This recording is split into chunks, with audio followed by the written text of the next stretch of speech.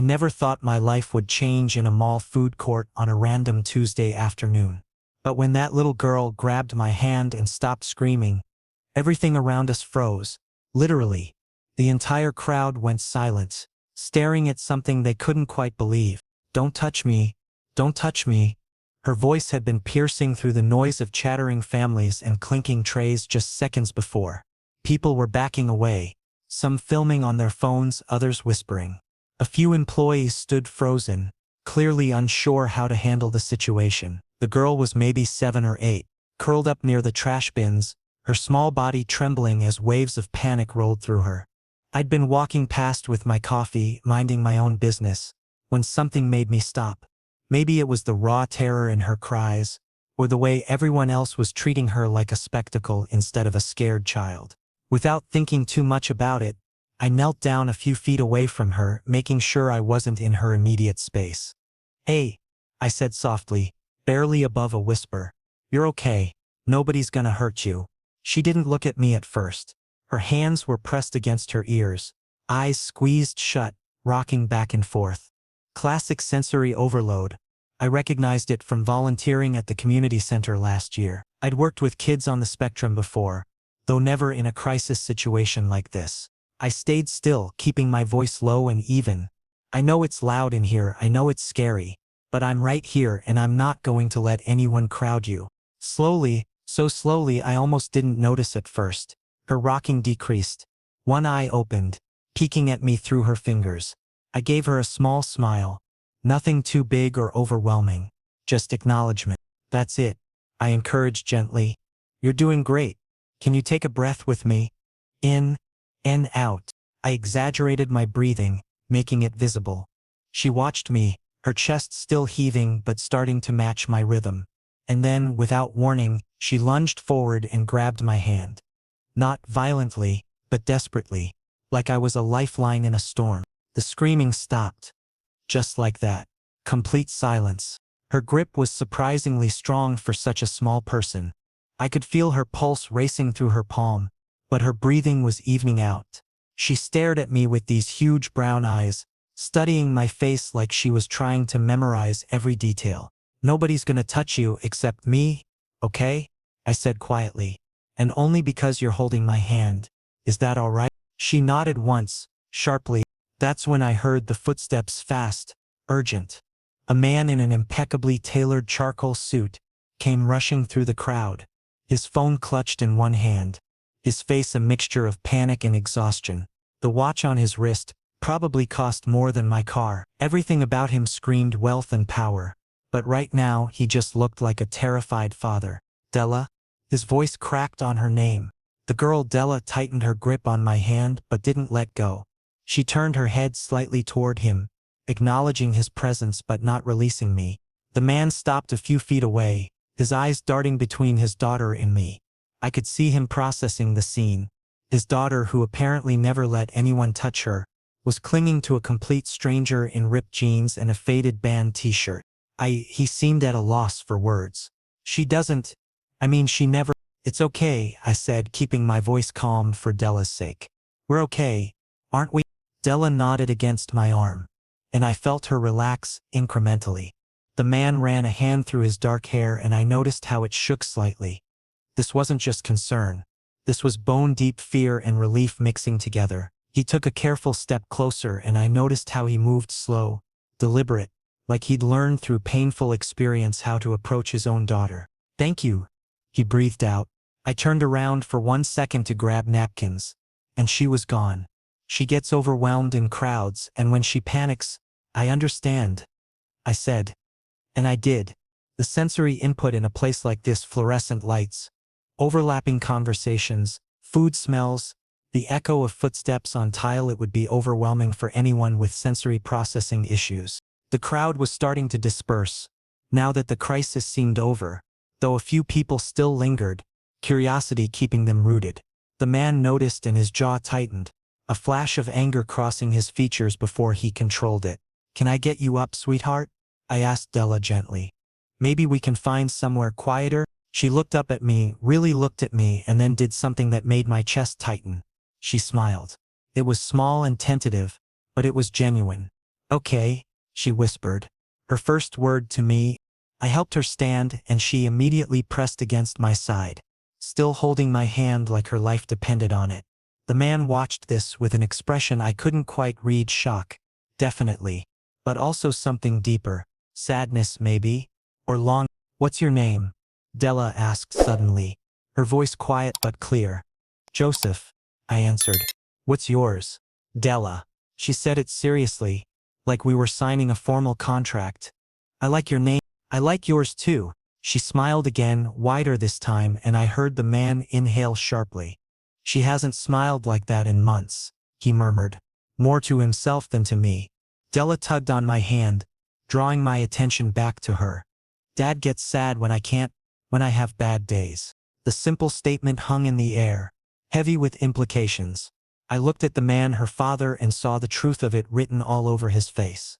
The exhaustion, the worry lines, the weight of loving someone you couldn't always reach. I'm sure your dad understands, I said carefully. Having bad days doesn't make you bad. That's what my therapist says, Della replied matter-of-factly. Then she looked at her father and then back at me, and I saw something shift in her expression. Determination. Decision. Dad, can Joseph come home with us? I blinked. The father blinked. Even the few remaining onlookers seemed to collectively hold their breath. Della, honey, Joseph probably has, he started. Please? She looked up at me with those enormous eyes. You make the noise stop. Nobody else makes the noise stop. My heart cracked a little. I'd only known this kid for maybe 10 minutes, but something about her complete honesty, her vulnerability, got under my skin. I looked at her father, who was staring at me with an intensity that made my pulse quicken for entirely different reasons. Please, he echoed his daughter, and that single word carried the weight of desperation. Just let me explain. Let me buy you coffee at least. I need to understand what just happened here. I should have said no. Every logical part of my brain was screaming at me to politely decline and walk away. But Della's hand in mine, the hope in her father's eyes, the sense that something significant had just shifted in the universe, it all kept me rooted to the spot. Okay, I heard myself say, let's talk. I had no idea that agreeing to coffee would mean agreeing to change my entire life. The drive to their house was an exercise in controlled tension. I sat in the back of a luxury sedan that probably cost more than I'd make in 5 years, with Della buckled in beside me, still holding my hand. Her father, who'd introduced himself as Richard during our brief coffee conversation, drove with the kind of focused silence that suggested he was choosing his words carefully. The coffee shop conversation had been surreal. Richard had explained, in brief, clinical terms, that Della had been diagnosed with severe autism at age 3. Touch sensitivity, sensory processing disorder, selective mutism during high-stress situations. He'd hired the best therapists money could buy, tried every intervention, every treatment protocol. Nothing had worked the way meeting me had worked. I'm not asking you to fix her, Richard had said, his voice tight. She doesn't need fixing, but she needs someone who can reach her when she's drowning.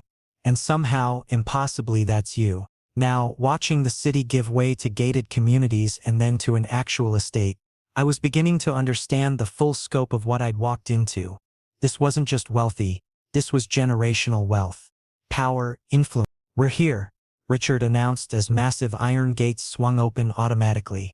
The mansion, because that's what it was, looked like something from a movie. All stone and glass and perfectly manicured lawns. Security cameras tracked our progress up the winding driveway. I caught sight of at least 2 guards doing perimeter checks. You have security? I asked, unable to help myself.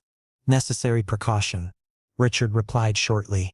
I've made enemies in business. I won't risk Della's safety. The car stopped in front of the main entrance. Before Richard could even turn off the engine, Della was unbuckling herself and pulling me toward the door. Slow down, sweetheart, I laughed, letting her lead me. The house isn't going anywhere. She giggled, actually giggled, and the sound made Richard freeze halfway out of the car. I glanced back at him and saw something raw flash across his face before he schooled his expression back to neutral. Inside was just as impressive as outside. Marble floors, a grand staircase that split in 2 directions, artwork that looked original and expensive. But there were also signs of a child living here. A forgotten stuffed animal on the console table. Colorful drawings stuck to an otherwise pristine refrigerator visible through an archway. A small basket of toys tucked discreetly in a corner. "My room is upstairs," Della announced, already tugging me toward the staircase. "Della, wait." Richard's voice cut through, gentle but firm. "Let Joseph catch his breath first. He's probably overwhelmed."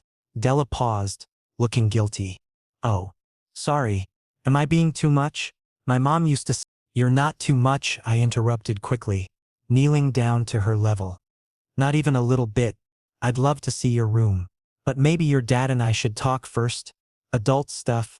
Boring things like how long I'm staying and what I'll be doing here." She considered this seriously. "Okay, but you promise you'll come up after?" "I promise." Satisfied, she released my hand and headed upstairs, though she looked back every few steps to make sure I was still there. Once she disappeared around the landing, the energy in the room shifted dramatically. Richard moved to stand a few feet away from me, and suddenly the massive entryway felt claustrophobic. "I should be clear about what I'm asking," Richard began, his voice dropping to something more intimate, more desperate. "I need help with Della. Real help, not just occasional babysitting." "You mentioned that," I said carefully. "But what exactly does that mean?" "It means living here. Being available. Helping her navigate daily life. School mornings. Therapy appointments. Bedtime routines. Being there when she has episodes like today." He paused, his jaw working. "Being the person she trusts when she can't trust anyone else." The weight of that request settled over me. "That's a lot to ask of a stranger." "I know." Richard moved closer, and I caught a hint of expensive cologne mixed with something uniquely him. "I'm prepared to compensate you generously. Whatever you were making before, I'll triple it. You'll have your own suite, complete privacy, full access to—" "Stop!" I cut him off. "Just stop." He blinked, clearly not used to being interrupted. "I don't want your money," I said firmly. "If I do this and I haven't decided yet, it won't be because you're paying me." Something flickered in Richard's eyes. Surprise? Respect? Then why would you do it? I thought about Della's hand in mine, the way she'd smiled, the desperate hope in this man's face when his daughter had shown trust for the first time in years. Because she deserves someone who's there for her, not for a paycheck. Because no child should feel like they're too much or too difficult. Richard stared at me for a long moment, and I watched his carefully constructed walls crack, just slightly. "You have no idea how rare that is. People see the money, the lifestyle, and they think it's easy. They don't see the nights I've spent holding her while she screams because her clothes feel wrong. They don't see how she flinches when I reach for her, even though I'm her father." The pain in his voice was visceral, and I felt myself responding to it before I could think better of it. "Then let me help." I heard myself say, not as an employee, as someone who actually cares. "You don't even know her." "No," I admitted. "But I'd like to. And maybe she needs someone who doesn't come with years of complicated history. Someone who's just present." Richard exhaled slowly, and some of the tension left his shoulders. "You'd really do this? Move in with strangers? Upend your life for a child you met an hour ago?" I thought about my studio apartment, my dead-end job at the bookstore, the emptiness that had been following me around for months. Maybe I need this as much as she does. Maybe I need to matter to someone. The words hung between us, more honest than I'd intended. Richard's expression shifted into something I couldn't quite read, understanding maybe, or recognition of a shared loneliness. "Okay," he said quietly. "Stay. Try it for a week. If it doesn't work, no hard feelings. But if it does—" He trailed off, leaving the possibility hanging. "If it does, we'll figure it out." I finished. Richard extended his hand, formal and businesslike, but when I shook it, I felt the tremor in his grip, the warmth, the desperate hope he was trying to hide. "Joseph," Della's voice echoed down from upstairs. "You promised." I smiled despite the nervous energy coursing through me. "Duty calls." As I headed toward the staircase, I felt Richard's eyes on me, burning into my back with an intensity that made my skin prickle. I told myself it was just gratitude, just relief that his daughter had found someone she trusted. But deep down I knew it was something more dangerous than that. 3 days had passed since I'd moved into the guest suite. Though calling it a suite felt like an understatement. It was bigger than my entire apartment had been, with a bedroom, sitting area, and bathroom that looked like it belonged in a spa. But despite the luxury, I barely spent time there. Della had claimed me almost entirely. We'd fallen into a rhythm that felt startlingly natural. Mornings started with breakfast together. She liked her toast cut into exactly 4 triangles. No crusts, with strawberry jam, but never touching the edges. She'd told me this matter-of-factly on day 1, and I'd followed her instructions precisely. The smile she'd given me when I got it right made my chest warm. "You listen," she'd said simply. "People don't usually listen." Now on day 3, I was learning that Della's world was full of specific rules and patterns that made perfect sense once you understood them. Shirts had to be worn inside out because the tags scratched. She could only use the blue cup at lunch, never the red one. When she got overwhelmed, she needed pressure, deep, firm hugs that I'd learned to give without asking. Just opening my arms and letting her come to me.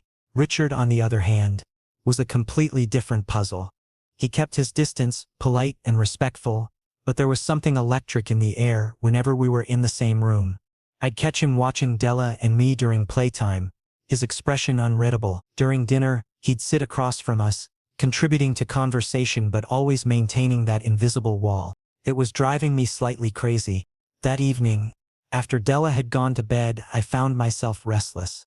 The house was too quiet, too big, and sleep felt impossible. I wandered downstairs, thinking maybe some water would help, and discovered I wasn't the only one with insomnia. Richard stood in the kitchen, leaning against the counter with a glass of amber liquid in his hand. He'd ditched the suit jacket and tie, his white dress shirt unbuttoned at the collar and sleeves rolled up to his elbows. He looked almost human like this, less like the intimidating billionaire and more like a tired man carrying too much weight. "Can't sleep?" I asked, announcing my presence. He glanced up and something flickered across his face before settling back into neutral. "Never could. You? Too much in my head, I guess." I moved to the fridge, pulling out a bottle of water. The silence stretched between us, not quite comfortable but not hostile either. "She asked me today if you were staying forever," Richard said suddenly. I turned to face him. "What did you tell her?" "That I didn't know. That it was up to you." He took a sip of his drink, whiskey. From the smell. Was that the right answer? Honest, at least. I leaned against the opposite counter, studying him. "Can I ask you something?" "Go ahead." "Why do you look at me like that?" Richard's hand tightened around his glass. "Like what?" "Like you're trying to figure out if I'm real or if I'm going to disappear." The words came out braver than I felt. "Like you want to say something but you're holding back." For a long moment I thought he wouldn't answer. Then he set his glass down with deliberate care and met my eyes directly. "Because I don't understand you," he admitted, his voice low. "People don't do what you're doing. They don't move into a stranger's house and dedicate themselves to a child they just met without wanting something in return." "Maybe I'm getting something out of it," I countered. "Della makes me feel needed. Useful. That's not nothing. Is that all?" The question was loaded, heavy with something I couldn't quite name. My pulse quickened. What else would there be? Richard pushed off the counter and moved closer, slow and deliberate. The kitchen suddenly felt much smaller. "I watch you with her and I see everything I've wanted to be but couldn't manage. Patient. Understanding. Easy." He stopped a few feet away, close enough that I could see the flecks of gold in his dark eyes. "And I watch you in general. And I see someone who makes this house feel less empty, less cold." My breath caught. "Richard, I know this is inappropriate," he continued, his voice rough around the edges. "You're here for Della. I brought you here to help my daughter. But every time you smile, every time you laugh with her, every time you exist in my space, I find myself thinking things I have no right to think." The confession hung between us, dangerous and electric. I should step back, should establish boundaries, should remember why I was really here. Instead, I asked, "What kind of thing?" Richard's eyes darkened. "Things like wondering what it would feel like to have someone look at me the way you look at Della, without fear, without calculation. Things like imagining what your laugh would sound like if it was meant for me instead of her." He stopped, jaw tight. "Things like wanting to know if you'd push me away if I—" He cut himself off abruptly, stepping back and running a hand through his hair in frustration. "This is wrong," he muttered, more to himself than to me. "You're here for my daughter. I shouldn't be. I can't what?" I pressed, moving closer before I could talk myself out of it. Richard looked at me then, really looked at me, and I saw past the billionaire facade to the lonely man underneath. The father who'd been fighting alone for too long. The person who'd built walls so high that letting anyone in felt impossible. "I can't let myself want you," he whispered. "But I do. God help me. I do." The admission knocked the air from my lungs. Part of me wanted to close the distance between us, to see what would happen if we stopped fighting whatever this was. But the rational part of my brain reminded me that Della was upstairs, trusting me, needing me, that getting tangled up with her father would complicate everything. "I should go," I said quietly, even though my feet wouldn't move. "This is too much, too fast." "I know." Richard's voice was hoarse. "I'm sorry. I shouldn't have said anything. Just forget it. Please." But we both knew forgetting was impossible. You can't unknow someone's truth. Can't unfeel the shift in the air when everything changes. I forced myself to move toward the door, but paused at the threshold. "For what it's worth, I think you're a better father than you give yourself credit for. Della knows you love her even when things are hard." Richard's expression cracked, just for a second, showing the vulnerability underneath. "And you? What do you know?" I met his eyes one last time. "I know that I should probably leave before this gets more complicated. But I also know that I don't want to." Then I left before either of us could say something we couldn't take back. Richard was avoiding me. For 2 days straight he'd been a ghost in his own house, leaving for work before breakfast, coming home after Della's bedtime, and when our paths did cross he'd offer nothing more than polite nods before disappearing into his study. The warmth from that kitchen confession had evaporated, replaced by a cold distance that felt deliberately constructed. Della noticed. Of course she noticed. Despite her challenges with certain social cues, she was incredibly perceptive about the people she cared about. "Dad's acting weird," she announced during our afternoon art session. We were sprawled on the floor of the sunroom, surrounded by colored pencils and half-finished drawings. She'd been working on a picture of the three of us. Her interpretation showed us all holding hands, smiling under a too bright sun. "Weird how?" I asked, though I knew exactly what she meant. "He won't look at you during dinner. He leaves rooms when you come in. And this morning when I asked if you could take me to the park, he said yes, but his face looked like he wanted to say no." She set down her purple crayon and fixed me with those knowing eyes. "Did you have a fight?" "Not exactly." "How did you explain adult complications to a 7-year-old? Sometimes grown-ups get confused about their feelings. Is he confused about liking you?" My hand stilled over the paper. "What makes you think he likes me?" "Because he watches you the same way my friend Emma's dad watches her mom.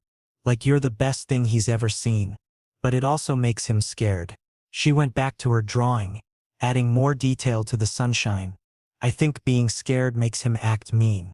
But he's not really mean. He's just bad at feelings." The assessment was so accurate it hurt. I looked at this incredible child who saw through all the adult nonsense and understood the core truth. Richard was terrified of what he felt, so he was running from it. "You're pretty smart. You know that?" I said softly. She beamed. "I know. So are you going to fix it?" "Fix what?" "Whatever's broken between you and Dad." She said it like the solution was obvious. "Because I like it better when you're both happy. The house feels better." That evening I made a decision. This avoidance couldn't continue, not for Della's sake, not for mine, and certainly not for Richard's. If he wanted me gone, he needed to say it to my face. If this thing between us was too complicated, too risky, then we needed to establish actual boundaries instead of this painful limbo. I found him in his study at 9 o'clock, long after Della had been tucked in with her favorite stuffed elephant and 3 bedtime stories. The door was slightly ajar, and through the gap I could see him staring at his computer screen without really seeing it, his expression distant and troubled. I knocked twice, firm enough to be heard but not aggressive. "Come in," he called, his voice flat with exhaustion. When I stepped inside and he saw it was me, his entire body went rigid. He straightened in his chair, his hand moving reflexively toward his keyboard as if he might use work as a shield. "Joseph, is something wrong with Della?" "She's asleep. This is about you and me." His jaw clenched. There is no you and me. Really? Because 4 nights ago in the kitchen, you said something very different. You told me I mattered. You admitted you wanted me. I moved further into the room, closing the door behind me. And now you're pretending that conversation never happened. I overstepped. It was inappropriate, and I apologize. His words were formal, rehearsed, like he'd been practicing this speech. You're here in a professional capacity. Stop lying. The sharpness in my voice surprised us both. I'm not some business associate you can dismiss with corporate language. And Della sees right through it, by the way. She asked me today why you won't look at me anymore. Something cracked in his expression. Pain, guilt, conflict all flashing across his features before he could mask them. This is exactly why I need distance, he said, standing abruptly. You're here for my daughter. She's attached to you. She trusts you. And I'm jeopardizing that by making this about my own selfish feelings. Your feelings aren't selfish. Yes, they are. His voice rose, raw and unguarded. Every moment I spend thinking about you is a moment I'm not focused on what Della needs. Every time I imagine what it would be like to... He stopped himself, breathing hard. You don't understand the responsibility. Everything I do affects her. If I act on this, if I let myself want you the way I do, what happens when it falls apart? When you realize this life isn't what you signed up for. She loses you, and I'm the one who caused it. The vulnerability in his admission cut through my anger. I could see now that this wasn't rejection. It was fear wrapped in protection. So your solution is to push me away first? I asked quietly. To hurt both of us now, to avoid the possibility of hurt later? I'm trying to do the right thing. The right thing would be honest communication. The right thing would be trusting that I'm capable of making my own choices. I took a step closer, and he didn't retreat this time. I know what I'm walking into, Richard. I see how hard this is. And I'm still here. For now, he countered. But his voice had lost its edge. You've been here less than a week. You have no idea what forever looks like in this house. Then show me. Stop hiding behind hypothetical disasters, and let me decide if I can handle reality. I was close enough now to see the exhaustion etched around his eyes, the tension in his shoulders. Della told me something today. She said you're bad at feelings, and I think she's right. A ghost of a smile flickered across his face. She's usually right about everything. She also said the house feels better when we're both happy. Don't you want that for her? For us? The question hung between us, heavy with implications. Richard stared at me like he was trying to solve an impossible equation, weighing risks against desires, responsibilities against needs. I think about you constantly, he finally admitted, his voice dropping to barely above a whisper. During meetings, I'm wondering if you remembered that Della needs her medication with food. While reviewing contracts, I'm remembering the sound of your laugh when she tells her terrible knock-knock jokes. At night, I lie awake in the room down the hall, knowing you're so close but completely out of reach, and it's driving me insane. My breath caught. Then why are we fighting this? Because wanting something doesn't make it right. Because I'm terrified of hurting you, of hurting her, of ruining the best thing that's happened to this family in years. His hand lifted slowly, hovering near my face the same way it had in the kitchen, trembling with restraint, because if I touch you now, I won't be able to pretend anymore. Good, I whispered. Stop pretending. For a heartbeat, nothing happened. Then his palm settled against my cheek, warm and solid and real, and something fundamental shifted between us. The walls he'd built crumbled. The distance evaporated, and when he leaned in, giving me every opportunity to pull away, I met him halfway. The kiss wasn't gentle. It was desperate, hungry, full of days of denial and nights of wanting. His other hand found my waist, pulling me closer, and I tangled my fingers in his hair, holding on like he might disappear if I let go. When we finally broke apart, both breathing hard, his forehead rested against mine. This is reckless, he murmured. Probably, I agreed. We should take this slowly, carefully, definitely. Neither of us moved away. Everything shifted after that night in the study, but not in the explosive, dramatic way I'd expected. Instead, change came in small, careful increments, like Richard was testing the weight of each step before committing fully. Breakfast became different. He started joining us instead of rushing off to early meetings, sitting at the head of the table while Della chattered about her dreams and I made pancakes shaped like animals. He'd catch my eye over his coffee cup, and something warm would pass between us unspoken but understood. Della picked up on it immediately, because of course she did. "You're both being weird," she announced on the third morning, stabbing her fork into a pancake butterfly. "But good weird, smiley weird." Richard nearly inhaled his coffee. I focused very hard on flipping the next pancake, trying not to laugh. "I don't know what you mean, sweetheart," Richard managed, his voice admirably steady. "Yes, you do. You keep looking at Joseph like..."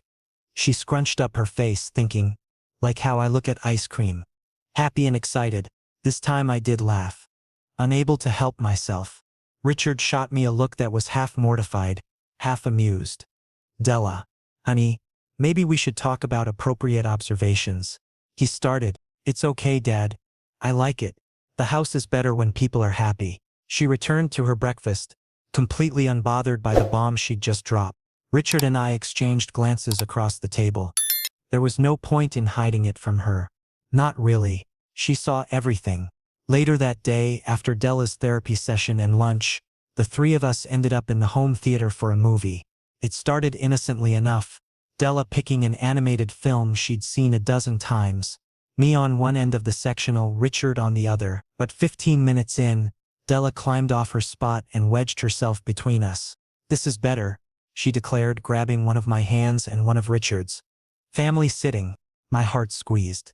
Richard's expression went soft in a way I'd never seen before, and slowly, carefully, his hand moved across the cushion until his fingers threaded with mine. Della's small hand resting on top of both of ours. We stayed like that for the entire movie. The days developed their own rhythm. Richard started coming home earlier, joining us for dinner, helping with bedtime routines. He'd read to Della while I cleaned up the kitchen, and then we'd meet in the living room once she was asleep, sitting closer together each night, talking in low voices about everything and nothing. He told me about his childhood growing up with parents who valued success over connection, building an empire before he understood what he was sacrificing to maintain it, about meeting Della's mother at a charity gala, a whirlwind romance that burned bright and fast before crumbling under the weight of reality. "She was 3 when we got the diagnosis," Richard said one night, his voice quiet in the dim light. "Amanda left 2 months later, said she'd signed up for a family, not a lifetime of challenges. She wanted a normal child. A normal life." His jaw tightened. She made it sound like Della was a defective product she was returning. I moved closer on the couch, our shoulders touching. "That says everything about her and nothing about Della. I know that now, but for a while I wondered if she was right. If I was equipped for this. If I could be enough for Della on my own." He turned to look at me, and in the low light his eyes were vulnerable. "And then you walked into our lives and made it all seem possible. You were already doing it, you just couldn't see it. Maybe. But everything's clearer with you here." Lighter. His hand found mine on the cushion between us. "I keep waiting for the other shoe to drop. For you to realize this is too much, too complicated." "I'm not going anywhere," I said firmly. "You need to stop waiting for me to leave." "Old habits," he murmured. "Everyone leaves eventually." "Not everyone." I squeezed his hand. "Della didn't, and neither will I." He studied my face like he was memorizing it, then leaned in slowly, giving me time to pull away. I didn't. The kiss was softer than the one in his study, less desperate and more certain, like we were both finally accepting that this was real. When we broke apart, he rested his forehead against mine. "I haven't felt like this in years. Maybe ever." "Like what?" "Like I'm allowed to want something just for me. Like happiness isn't selfish." My chest tightened with emotion. "It's not selfish. You deserve this." "We deserve this," he corrected, his thumb stroking across my knuckles. All three of us. The next few days felt like living in a bubble of cautious happiness. Richard was more relaxed than I'd ever seen him, smiling more easily, touching me in small ways, a hand on my back as he passed, fingers brushing mine when we both reached for something. Casual affection that felt monumental in its significance. Della thrived on the changed atmosphere. Her meltdowns decreased. She tried new foods without prompting. She even let Richard help her with her bedtime routine, one night without asking for me first. which made his eyes shine with unshed tears afterward. "She's getting better," he said that night as we sat together. "Stronger. She was always strong. She just needed the right support structure. We make a good team." He said it simply, but the weight behind the words was clear. "Yeah," I agreed. "We do." He turned to face me fully, his expression serious. "I need to tell you something." My stomach flipped. "Okay. I'm in love with you." The words came out steady, certain, like he'd been holding them in for days and finally felt ready to release them. "I know it's fast. I know we should probably take more time, be more careful, but I'm tired of pretending I don't feel what I feel. I love how you are with Della. I love how you make this house feel like a home instead of just a building. I love your patience, your kindness, the way you see the best in people even when they don't see it themselves." He paused, his hand coming up to cup my face. "I love you, Joseph, and I needed you to know." My heart was racing so fast I could barely breathe. No one had ever said those words to me before. Not like this. Not with this kind of raw honesty. "I love you too," I whispered, and it felt like the truest thing I'd ever said. He kissed me then, deep and thorough, pouring everything he felt into the connection. When we finally pulled apart, we were both breathing hard, foreheads pressed together. "So what now?" I asked. "Now," he said softly, "we figure out how to make this work. Together." I smiled. "I can do that." We stayed like that for a long time, wrapped up in each other, building something real out of the fragments of our separate lives. We didn't know that our peace was about to be tested in ways neither of us could have anticipated. The morning started normally enough. Breakfast with Della, her therapy session, lunch in the garden where she'd insisted on having a picnic despite the slight chill in the air. Richard had taken the afternoon off, something he'd been doing more frequently, and the three of us were planning a trip to the aquarium that weekend. Then his phone rang. I watched his expression change as he looked at the caller ID, his jaw tightening, shoulders going rigid, all the relaxation of the past weeks evaporating in an instant. "I need to take this," he said tersely, already standing. "It's Marcus." The name meant nothing to me, but the way Richard said it, heavy with dread, told me everything I needed to know. This wasn't good. He disappeared into his study, and I continued playing with Della, trying to ignore the knot forming in my stomach. But 20 minutes later, when he emerged, I knew something had gone very wrong. "Marcus is coming here, tonight." Richard's voice was flat, controlled, but I could see the panic underneath. Business emergency that apparently can't wait. "Who's Marcus?" I asked, though I was beginning to form a picture. "My business partner. He owns 40% of the company. We've worked together for 15 years. Richard ran a hand through his hair, a gesture I'd come to recognize as his stress tell. "He's also extremely conservative.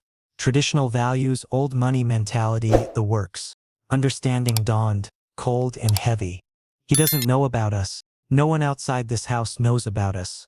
Richard's eyes met mine, pleading. "I'm sorry. I should have told you sooner. I've been putting off having that conversation because I knew how it would go." "How will it go?" "Badly." He sank onto the couch beside me. "Marcus has opinions about proper family structures, about appropriate relationships. He's made comments before about colleagues who came out and none of them were kind. And he controls 40% of your company." I finished quietly. "He can make my professional life very difficult if he chooses to. Which affects everything. The house, Della's care, her future." Richard looked tortured. "I'm not asking you to hide. I'm just asking you to help me navigate this carefully." Before I could respond, Della chimed in from where she'd been apparently listening. "I don't like this Marcus person already." "You haven't even met him, sweetheart," Richard said gently. "Don't care. He makes you scared, and people who make my dad scared are bad." She crossed her arms, her face set in a stubborn expression I'd seen many times. "Joseph shouldn't have to pretend to be something he's not." Out of the mouths of babes, indeed. Richard looked at his daughter, then at me, conflict written all over his face. "I know, you're both right. But I need time to handle this properly. Marcus can't just show up and demand answers. I need to control the narrative." "So what do you want me to do?" I asked, keeping my voice neutral even though my chest ached. "Just be careful tonight. Distant. Professional."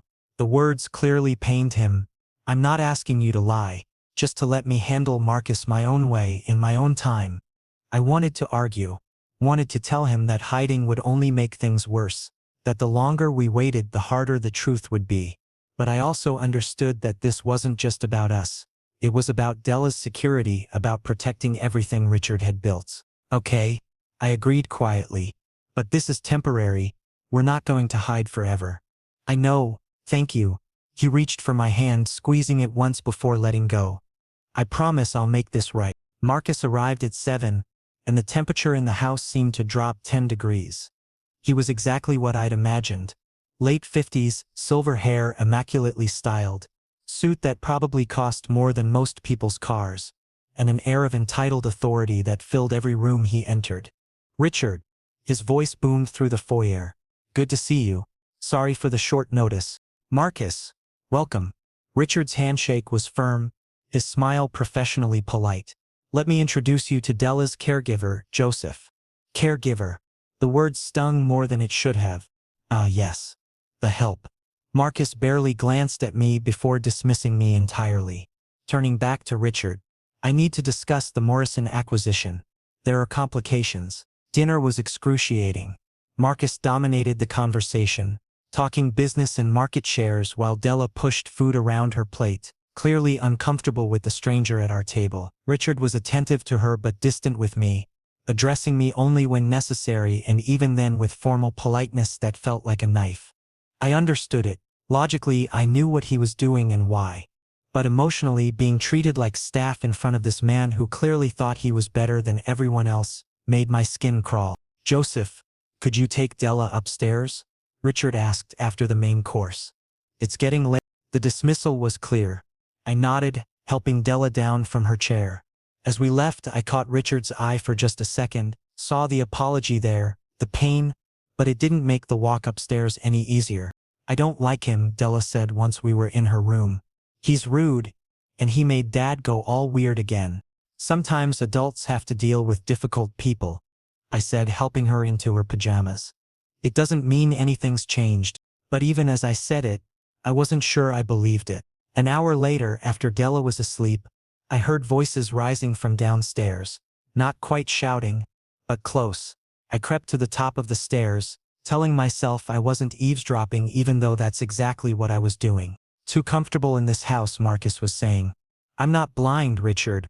The way he looks at you, the way you are with him. Joseph is excellent with Della. That's all that matters. Is it? Because from what I've observed tonight, there's more going on here than simple caregiving. A pause. Please tell me I'm wrong.